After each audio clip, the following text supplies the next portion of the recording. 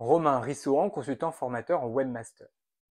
Alors, webmastering est un terme qui s'utilise aujourd'hui assez peu puisqu'on considère que ce métier a pris suffisamment de profondeur pour avoir donné naissance à de nombreux autres métiers. Et pourtant, il existe toujours. C'est-à-dire qu'il existe toujours une personne dans une entreprise ou même en freelance que l'on va attendre pour être capable justement de cette grande polyvalence dans la création de sites internet.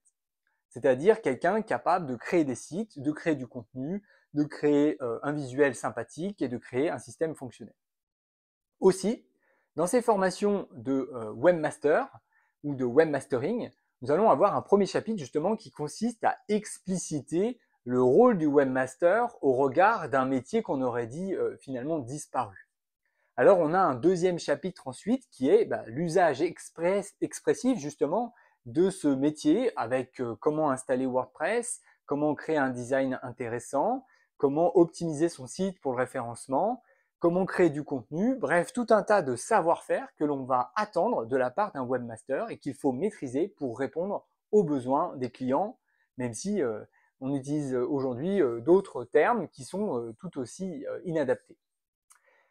Et enfin, donc troisième point, comment je vais monitorer, organiser mon temps en tant que webmaster pour ne pas me disperser au travers des différentes demandes de mes interlocuteurs, puisque les demandes sont très larges, très perturbantes pour l'organisation et on a besoin d'avoir une approche coordonnée afin d'être efficace.